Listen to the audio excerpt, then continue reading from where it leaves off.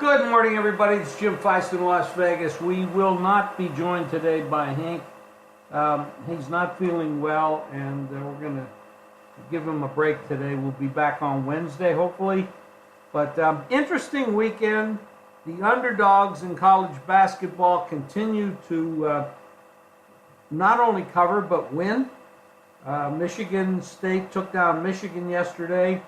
A lot of money came in on Michigan. I think it was due to the injuries that Michigan State had, but Tom Izzo's group took over in the second half late after falling down by 6. They had a 2-point lead in the first at halftime, fell down by 6 in the second half.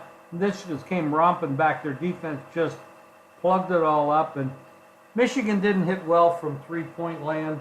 A lot of open shots missed, a lot of bricks thrown up there, but that's been going on. You know, some of these teams, the fatigue factor after playing so many games in the conference tournaments coming up next, it's obvious there's a lot of attention given to that.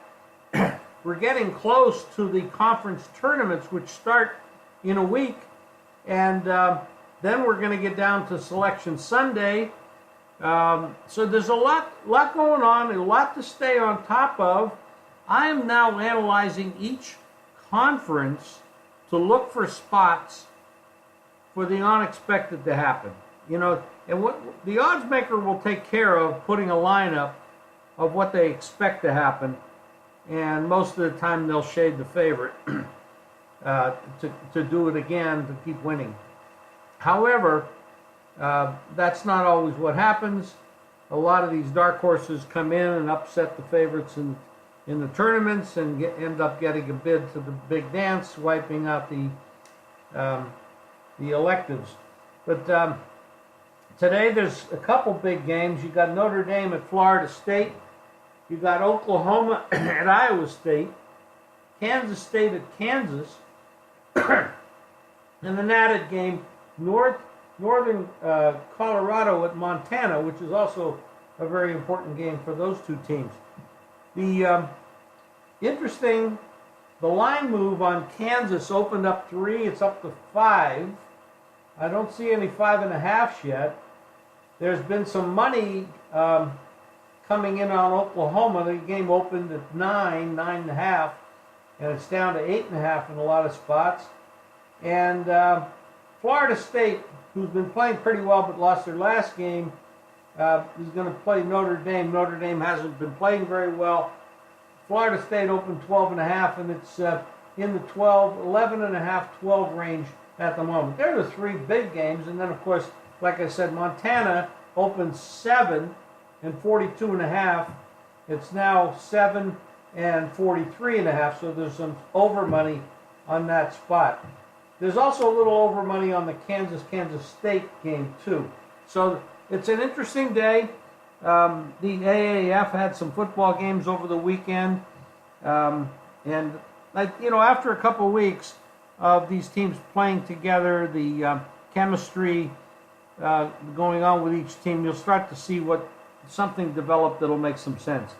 And then probably next week we'll have some plays in that league. So college basketball today, like I said, there's some interesting games, and I think they're really games I'd like to watch. I'm not sure I'll get to watch all 3 of them or all 4 of them, but I sure will have the TVs on for at least 2, if not 3. And then the NBA, we've got a lot of action going on in the NBA. The Lakers have been falling apart.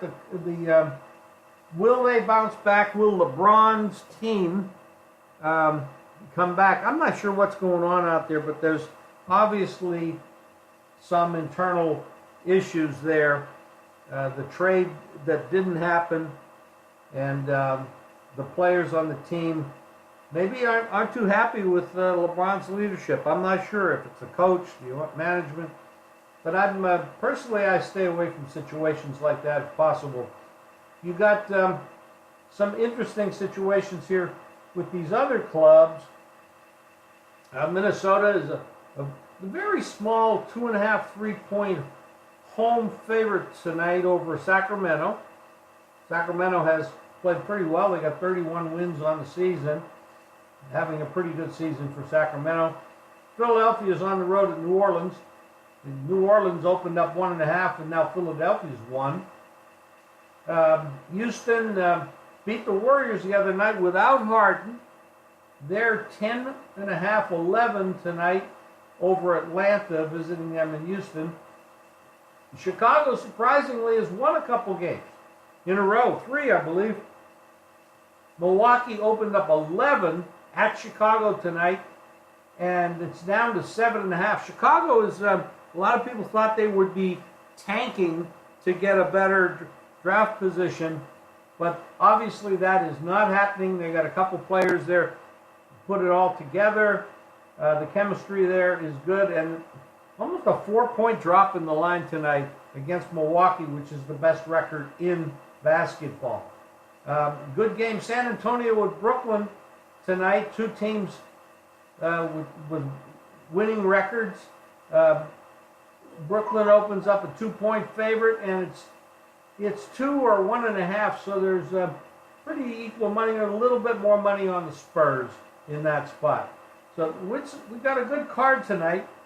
I see some sharps that come in and like Indiana tonight, taking 2.5 over Detroit, but I also see some other people putting money on the other side. So there's equal money on that spot. Indiana obviously has the better record.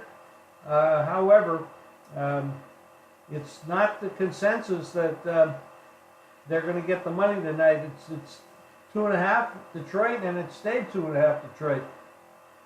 I just got a notice that it looks like James Harden for Houston, who had missed the last game, is probable tonight. So that will get some action. Yeah, the numbers starting to move on that now. You'll start to see some more action come in on Houston as a result of that notification.